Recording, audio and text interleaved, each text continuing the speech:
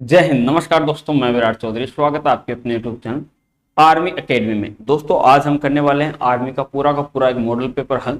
देखते हैं अगर आप आर्मी की तैयारी कर रहे हैं तो आपके कितने नंबर आते हैं इन 50 नंबर के मॉडल पेपर में। दोस्तों ये पेपर हूबहू आर्मी का पेपर है। अगर आप आर्मी की तैयारी कर रहे हैं तो आपको ये पूरा का पूरा मॉडल पेपर हल करना है मेरे साथ में। तो चलिए शुरुआत करते हैं आज के इस पेपर की बिना वक्त जाया करते हुए। ठीक है दोस्तों, तो सबसे पहले पहला क्वेश्चन आपकी स्क्रीन के ऊपर, बैंकॉक की राजधानी कहाँ है? श्रीलंका। बैंकॉक की राजधानी मतलब बैंकॉक किसकी राजधानी है? बैंकॉक किसकी राजधानी है? किसकी राजधानी है? श्रीलंका की, थाईलैंड की, लाओसा या कोई नहीं? तो दोस्तों बता दो, बैंकॉक थाईलैंड की राजधानी है। नेक्स्ट क्वेश्चन, काला मोती के नाम से, काला मोती के नाम से जाने जाते हैं किसे? Pele, Maradona, Venus Williams, Serena Williams. तो मैं बता दूं दोस्तों, सेरेना विलियम्स नहीं है। चलिए आप बताइए, विनस विलियम्स भी नहीं है, माराडोना भी नहीं है, तो कौन जाने जाते हैं? तो पेले जाने जाते हैं किसके नाम से? काला मोती के नाम से लाड लो। चलिए अगले क्वेश्चन में, गंगटोक राजधानी है, किसकी राजधानी है गंगटोक? नागालैंड की, सिक्किम की, अरुणाचल प्रदेश की? बताइए। तो दोस्तों मैं बता दूं, अरुणाचल प्रदेश की राजधानी गंगटोक नहीं है। तो गंगटोक राजधानी किसकी है? सिक्किम की राजधानी है गंगटोक। चलिए अगले क्वेश्चन में, चाय मुख्यतः पाई जाती है नदी के किनारे, उपजाऊ मैदानों में, पहाड़ी ढलानों में और कोई नहीं? जल्दी से बताइए। तो दोस्तों बता दूं, पहाड़ी ढलानों में। कहां पर? पहाड़ी ढलानों में पाई जाती है चाय। अधिकतर जो चाय की खेती होती है वो पहाड़ी ढलानों में होती है, जहां पर पानी निरंतर चलता रहता है। ठीक है दोस्तों, निम्न में से कौन सी जोड़ी गलत है? पारादीप उड़ीसा, मीनाक्षी मंदिर आंध्र प्रदेश, मंगलूर कर्नाटक और कांदला गुजरात। कौन सी जोड़ी गलत है? दोस्तों बता दूं, कांदला गुजरात में इसमें कोई शक नहीं है, मंगलूर कर्नाटक में इसमें भी कोई शक नहीं है, और पारादीप भी उड़ीसा में इसमें भी कोई शक नहीं है। मीनाक्षी मंदिर तमिलनाडु में है, आंध्र प्रदेश में नहीं है। आंध्र प्रदेश में नहीं है तो आपका आंसर सही हो जाता है ये, बाकी ये सब गलत है। लोकसभा को कौन 5 वर्ष की अवधि पूरा होने से पहले ही भंग कर सकता है? कौन कर सकता है? प्रधानमंत्री, राष्ट्रपति अपने विवेक से, राष्ट्रपति प्रधानमंत्री के अनुमोदन पर, या कोई नहीं? तो दोस्तों मैं बता दूं, राष्ट्रपति प्रधानमंत्री के अनुमोदन पे विधानसभा को, सॉरी राज्य लोकसभा को 5 साल से पहले भी भंग कर सकता है। IMA स्थित है दिल्ली में, मुंबई में, देहरादून और कोई नहीं? IMA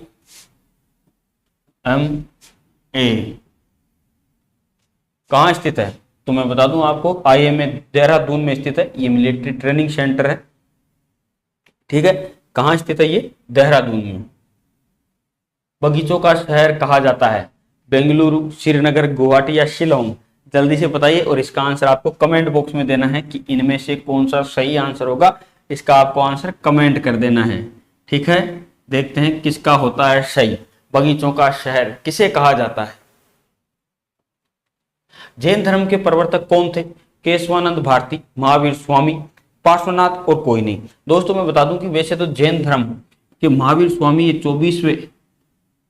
24वें प्रवर्तक थे, जिनके समय में जैन धर्म सबसे ज्यादा फैला था। इसीलिए जैन धर्म के प्रवर्तक कौन माने जाते हैं? महावीर स्वामी माने जाते हैं। कौन माने जाते हैं? महावीर स्वामी माने जाते हैं। चलिए अगले क्वेश्चन में, जब चंद्रमा पृथ्वी और सूर्य के बीच आ जाता है तो उस समय किस प्रकार का ग्रहण होता है? चंद्र ग्रहण होता है, सूर्य ग्रहण होता है, पृथ्वी ग्रहण होता है, या कोई नहीं? बताओ कि जब चंद्रमा पृथ्वी और सूर्य के बीच आ जाता है तो उस समय कौन सा ग्रहण होता है? चंद्र ग्रहण होता है? नहीं। पृथ्वी ग्रहण नहीं, तो कौन सा बचा? सूर्य ग्रहण। जब चंद्रमा पृथ्वी और सूर्य के बीच में आ जाता है तब सूर्य ग्रहण होता है दोस्तों। चलिए अगला, असम की राजधानी कौन सी है? अगरतला, कोहिमा, दिसपुर, शिलोंग? असम की राजधानी कौन सी है? क्या शिलोंग है? नहीं जी। क्या कोहिमा है? नहीं जी। क्या अगरतला है? नहीं जी। तो कौन बच गया? दिसपुर। असम की राजधानी कहाँ है? दिसपुर है लाडलो।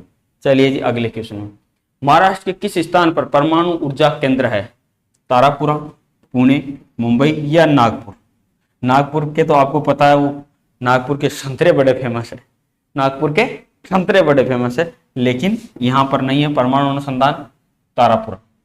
तारापुर में स्थित है, ध्यान रखिए लाडलो। संसद के ऊपरी सदन को क्या कहते हैं? लाड लो। ऊपरी सदन को क्या संसद कहते हैं? नहीं, ये तो यही गलत हो गया। क्या राष्ट्रीय भवन कहते हैं? नहीं, ये भी गलत हो गया। क्या राज्यसभा कहते हैं? बिल्कुल सही। संसद के ऊपरी सदन को क्या बोलते हैं? राज्यसभा बोल दो या ऊपरी सदन बोल दो, बात एक ही है। कौन अपने अंगों को फिर से उगा सकता है? मगरमच्छ, सर्प, छिपकली। ये आपने देखा होगा घरों में ज्यादातर कि कौन अपने अंगों को फिर से उगा सकता है, तो वह है छिपकली। कौन? छिपकली। छिपकली की पूंछ टूट जाती है, फिर से आ जाती है, आपने देखा होगा।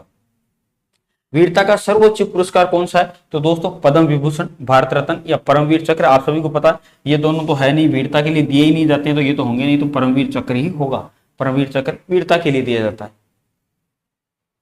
थर्मामीटर में क्या चीज ताप को दर्शाती है? शीशा, पारा, चांदी। आप सभी को पता है शीशा नहीं है और ना ही चांदी है। थर्मामीटर में कौन दर्शाता है? पारा।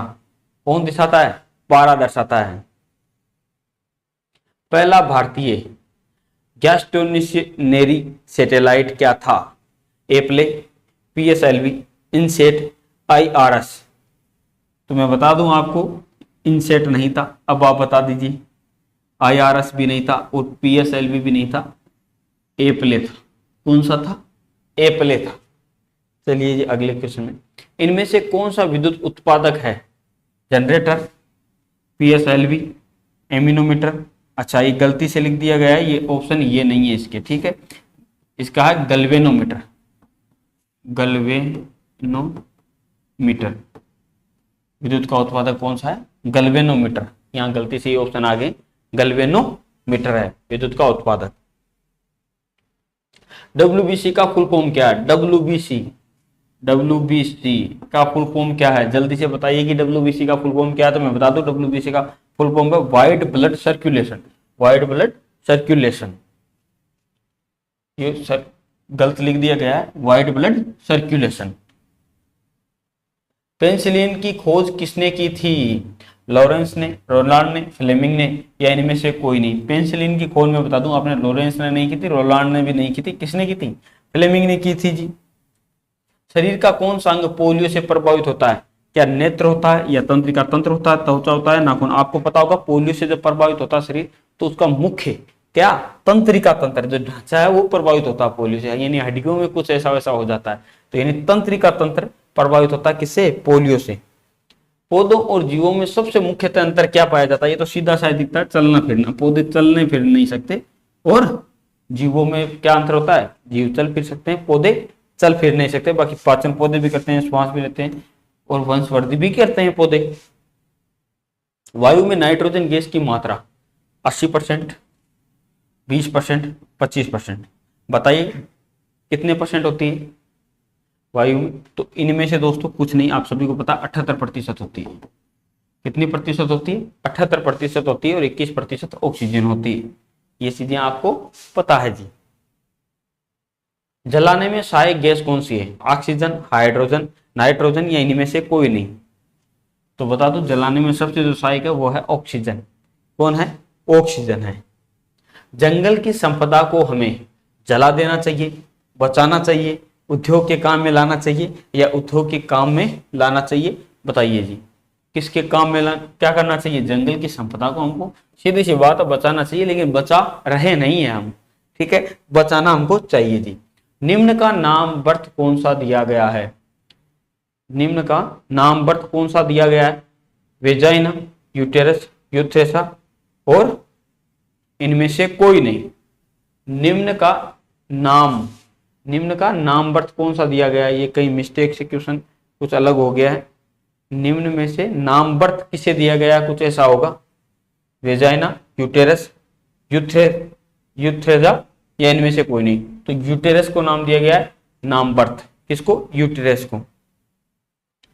निम्नलिखित में से कौन सा घटक रासायनिक क्रिया की गति पर प्रभाव डालता है? क्रिया में हिस्सा लेने वाले पदार्थों की गढ़ता, अनुघटक की उपस्थिति, तापमान या उपयुक्त सभी? तो दोस्तों बता दूं इसका आंसर होगा उपयुक्त सभी। ये सभी के सभी रासायनिक क्रिया में गति पर प्रभाव डालने वाले कारक हैं। जाइलम और फ्लोएम के बीच पाया जाने वाला उत्तक किसे कहते हैं? बताइए।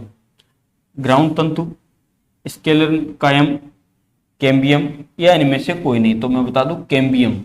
कौन है? कैम्बियम। जाइलम और फ्लोएम के बीच पाया जाने वाला तत्व कौन सा है? कैम्बियम।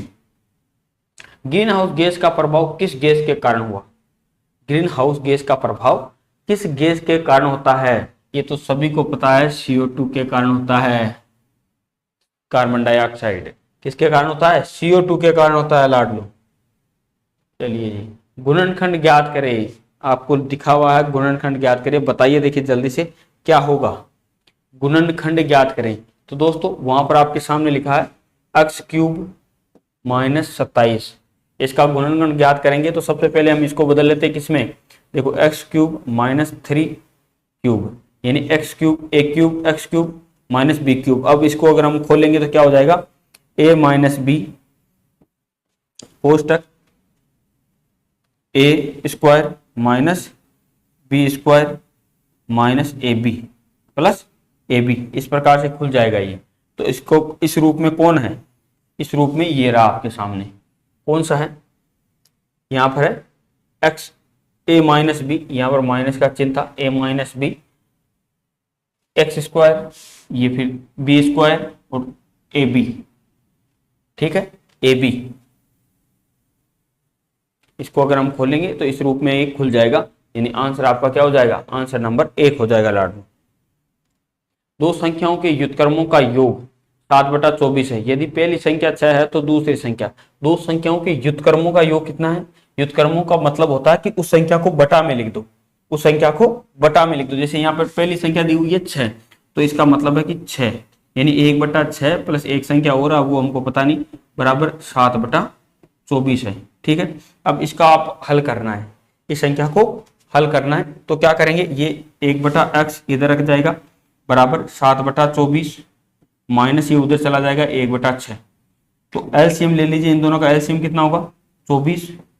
24 का 24 में एक बार तो 7 - 6 का 3 बार, कितना आ जाएगा? 4/24। हल कर लीजिए, 4 का इसमें कितनी बार जाएगा? 1/8। 1/8 तो x की वैल्यू कितनी आ गई है? x की वैल्यू आ गई है 8, x की वैल्यू 8, तो आंसर 8 हो जाएगा लाडलो। चलिए जी, 26 का स्क्वायर। अगर 26 का स्क्वायर आपको नहीं पता तो मैं बताऊं, इसकी एक बहुत ही शॉर्ट ट्रिक है। आपको अगर इस किसी भी संख्या का वर्ग निकालना है तो इसकी शॉर्ट ट्रिक है, पीछे वाली संख्या का वर्ग निकाल लीजिए, कितना? 36। अब आगे वाली का निकाल लीजिए, 0 4 लिख दीजिए। ठीक है, अब इन तीनों संख्याओं को गुना कर दीजिए, 2 2 छंग 12 और 12 दूनी 24। यहाँ पीछे वाला एक अंक छोड़ के इसको लिख दीजिए, 6 7 6 676 676। ये इसका हो जाएगा वर्ग। ये आसान विधि है, इस विधि से आप निकाल सकते हैं जी। चलिए जी अगला, एक मोटरसाइकिल 7,840 रुपए में खरीदी गई तथा 7% लाभ पे बेची गई, उसका विक्रय मूल्य क्या होगा? तो आप इसका सीधा सा निकाल दीजिए, 100% बराबर 7,840, तो 7% लाभ यानी 107 बराबर x। नजदीक नजदीक वालों को गुना कर दीजिए, दूर दूर वालों को गुना कर दीजिए, 7840 इंटू 107/100। बिल्कुल आसानी से 1 0 से 1 0 काट लीजिए। अब इसको जैसे आप मल्टीप्लाई करेंगे तो आपका उत्तर आ जाएगा 8388.80। ये आपका आंसर आ जाएगा लागू करके चेक कर लीजिए। चलिए अगला, संख्याओं का औसत 21 है, यानी 8 संख्याओं का औसत 21 है। यदि सभी संख्याओं को 8 से गुना कर दे तो उनके औसत का क्या होगा? दोस्तों अगर मान लीजिए ये संख्या, कुछ संख्याएं सभी, यानी 8 संख्याओं का औसत कितना? 21। सभी संख्याओं को अगर 8 से गुना कर दे यानी हर एक संख्या क्या हो जाएगी? 8 गुना बढ़ जाएगी, तो औसत भी क्या होगा? औसत भी 8 गुना बढ़ जाएगा, तो औसत कितना हो जाएगा? औसत हो जाएगा 162, सॉरी 168। तो इसको भी 8 से गुना कर दो, 8 और 1 16, 168, यानी इनमें से कोई नहीं। औसत भी क्या हो जाएगा? औसत भी 8 गुना हो जाएगा। जब संख्या, हर एक संख्या को 8 से गुना करेंगे तो औसत को भी सीधा 8 से गुना कर सकते हो आप, क्योंकि हर संख्या क्या हो जाएगी? वो हर एक संख्या 8 गुना हो जाएगी, तो औसत भी 8 गुना हो जाएगा। चलिए अगले क्वेश्चन में, डेविड ने एक बैंक में 6,000 रुपए 3 वर्ष के लिए कर्ज पर लिया। उसने 12% वार्षिक ब्याज की दर से साधारण ब्याज अदा करना पड़ा। 3 साल बाद उसे कितनी ब्याज देना होगा? यानी साधारण ब्याज ज्ञात करना। आपको धन दिया हुआ कितना? 6,000। साधारण ब्याज का सूत्र क्या होता है? मूलधन इंटू दर इंटू समय बटा 100। ठीक है, तो मूलधन आपको दिया हुआ है 6,000, दर आपके सामने है 12%, समय आपके सामने 3 वर्ष बटा 100, 2 जीरो से 2 जीरो काट लीजिए, 12 3 36 इंटू 60 कर लीजिए, 36 इंटू 60 कर लीजिए लाड लो, ये लो 6, 6 का 6 हाथ का 3, 6 3 18 और 3 2160, 2160 आंसर हो जाएगा आपका। कितना ब्याज देना पड़ेगा उसको 3 साल में? 2160 देना पड़ेगा। चलिए जी अगले क्वेश्चन में, इसको हल करना है। इसको हल करने के लिए क्या करना पड़ेगा, ये आप सभी को पता होगा। क्या करना पड़ेगा, नीचे वाली संख्या का एलसीएम लो। एलसीएम का मतलब है वह संख्या लेनी है उस जिसमें इन तीनों संख्याओं का भाग चला जाए। तो ऐसी संख्या कौन सी होगी, तो ऐसी संख्या हो जाएगी 84। कौन सी हो जाएगी, 84 में। 84 में 7 का भी चला जाएगा, कितनी बार जाएगा, कितनी बार, 12 बार, 12 5 की 60, ठीक है। कितनी बार जाएगा, 12 का, 12 को 5 से गुणा कर दो जी, 12 5 की 60। 21 का 4 बार जाएगा, इसको 4 से गुणा कर दो, कितना आ जाएगा, 52। फिर 4 का कितनी बार जाएगा, 4 का चला जाएगा जी 21 बार, 21 को 3 से गुणा कर दो, 21 को अगर 3 से गुणा करेंगे तो कितने हो जाएंगे, 63। इनको जोड़ लीजिए, 3 2 5, ये 5 लिख लीजिए पीछे, 6 5 11 और 6 17 बटा 84। क्या ये ऑप्शन में है, हाँ जी ऑप्शन में है, तो आपका आंसर आ गया जी 175 बटा 84 लाट लो, ठीक है। चलिए अगले क्वेश्चन में, 25% को भिन्न में बदलो।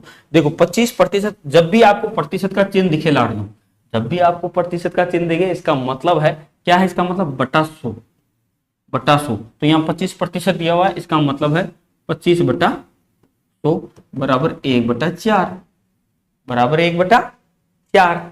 तो इसको भिन्न में बदलना तो क्या हो जाएगा, 1 बटा 4। चलिए जी, क्यूबाइड का आयतन क्या होगा, क्यूबाइड का आयतन क्या होगा, तो क्यूबाइड का आयतन हो जाएगा आई स्क्वायर बी स्क्वायर और एच स्क्वायर। ये इसका डायरेक्ट सूत्र है, ठीक है, ये ज्ञात करने वाली चीज नहीं है, तो इसका सूत्र है जी sine square theta plus cos square theta, ये ए प्लस 2, ये यहां पर नहीं है, केवल ए ही है, ठीक है, बटा 2। तो क्या होगा, आप सभी को पता है, sign square theta plus cos square theta बराबर कितना होता है, बराबर कितना होता है 1। तो यहां पर बटा 2 कर रखा, तो बटा 2 कर दीजिए, तो 1 बटा 2, 1 बटा 2। चल लीजिए अगले में, एक त्रिभुज ए बी सी, यानी मान लीजिए एक त्रिभुज है, इसमें ए बी सी, तो इसमें कितना है, ए कितना है, मान लीजिए ए ये है 30, बी है ये है 90, तो ये कितना होगा, तो सी पूछा गया। तो दोस्तों बता दूं, त्रिभुज के तीनों अंतःकोण कितने होते हैं, 180 डिग्री के होते हैं। त्रिभुज के तीनों अंतःकोण कितने डिग्री के होते हैं, 180 डिग्री के होते हैं। तो उनमें से कितना हो गया, 120 हो गया, तो इसमें से 120 माइनस कर दो, तो तीसरा कोण कितना बच गया, 60 डिग्री का बच गया। कितने डिग्री का बच गया, 60 डिग्री का बच गया, बहुत ईजी था। चलिए जी, tan 45 का मान कितना होता है, ये तो आपको सारणी से पता चला होगा कि tan 45 का मान कितना होता है, tan 45 का मान 1 होता है। अगर आपने नहीं देखी तो sin थीटा cos थीटा की पहली सारणी देख लीजिए। सबसे छोटी अभाज्य संख्या कौन सी है दोस्तों, आप सभी को पता है अभाज्य संख्या किसको बोलते हैं, जो खुद और एक के अलावा और किसी संख्या से भाज्य नहीं है, उसको क्या बोलते हैं, अभाज्य संख्या, जो खुद और एक के अलावा किसी और संख्या से भाज्य नहीं है। तो सबसे छोटी अभाज्य संख्या कौन सी है, तो दोस्तों मैं बता दूं सबसे छोटी अभाज्य संख्या है 2। अब आप बोलोगे कि एक क्यों नहीं है, पहली बात तो एक ऑप्शन में नहीं है, अगर एक हो तो भी एक मत करना, क्योंकि एक सिर्फ खुद से, और एक ना ही तो अभाज्य है और ना ही भाज्य, क्योंकि खुद के अलावा और एक से भाज्य जो के अलावा भाग नहीं जाता, वो संख्या कौन सी है, अभाज्य। तो एक ना ही तो भाज्य और ना ही अभाज्य, सबसे छोटी अभाज्य संख्या है जी 2। चलिए अगला, 2/3 का दशमलव रूप क्या होगा, 2/3 का दशमलव रूप क्या होगा, ये लो जी दशमलव रूप निकालो, यहाँ पर 0 लगा दो, पॉइंट लगा दो, कितनी बार जाएगा, 6 बार, फिर 2 बच गया 6.6 वाला ये कर दो, राइट क्लिक, बस बहुत ही जी।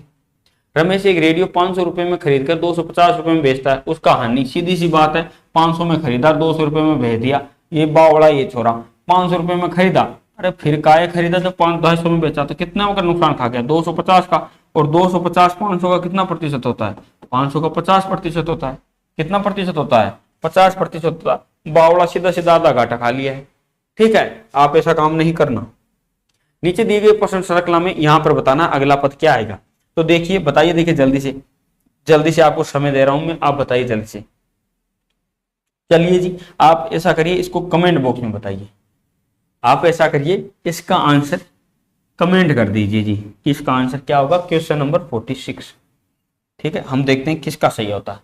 निम्न प्रश्नों में से 3 शब्द दिए गए हैं जी, देखिए क्या है। यदि गाय के लिए बछड़ा तो भेड़ के लिए क्या होगा बताओ? बच्चा, बछेरा, मेमना या भेड़िया। गाय के लिए बछड़ा का मतलब है गाय के बच्चे को क्या बोलते हैं? बछड़ा। तो भेड़ के बच्चे को क्या बोलते हैं? मेमना बोलते हैं जी। आपको पता है क्या? संडे के लिए सांकेतिक भाषा में ये कुछ ऐसा लिख दिया गया है, तो इसके लिए क्या लिखेंगे? क्रिएशन के लिए क्या लिखेंगे? तो दोस्तों मैं बता दूं, संडे इसको उल्टा करके लिख दिया गया, YADNUS ऐसे लिख दिया गया है। तो हम क्या करेंगे? इसको हम भी उल्टा कर देंगे। तो एन से शुरुआत कर लीजिए, NOIT, तो यही सही हो जाएगा। चलिए, ये कुछ शब्द दिया गया है, इनसे बनकर इनमें से कौन सा शब्द इनसे बनकर नहीं बना है? तो मैं बता दूं, आप देखिए क्या, ये देखो TEAR इसके ऊपर में है, TEAR है ऊपर में, ठीक है। देखो ये रहा T, ये रहा E, A और ये रहा R, ठीक है जी। NECK, N भी है, C भी है और E भी है, लेकिन K नहीं है। इसका मतलब ये आपका आंसर हो जाएगा जी। लास्ट क्वेश्चन, दिए गए सूर्य, हाँ, एक दिन सूर्योदय के तत्काल बाद गंगाधर एक खंबे के सामने खड़ा था। खंबे की परछाई ठीक उसके दाईं तरफ और पड़ रही थी। वह किस दिशा की ओर मुंह करके खड़ा था? मतलब बताइए कि वो किस दिशा की ओर मुंह करके खड़ा था। सूर्योदय, सूर्योदय कहां से होता है? पूर्व से होता है, पूर्व से होता है जी, पूर्व से होता है। तो परछाई किधर जाएगी? पश्चिम में जाएगी। यानी उसके वो कौन सी दिशा में था? पश्चिम, इस दिशा में था, इधर पश्चिम में। तो उसका मुंह कौन सी दिशा में हो गया? दक्षिण दिशा में। कौन सी दिशा में हो गया? दक्षिण दिशा में, ठीक है। अगर आप लाइव पढ़ना चाहते हैं तो कमांडो अकेडमी जो चैनल है यूट्यूब का, उस पर आ जाइए और लाइव करिए मेरे साथ तैयारी किसकी? आर्मी की। और कमांडो अकेडमी का एप्लीकेशन भी डाउनलोड कर लीजिए दोस्तों। जय हिंद, जय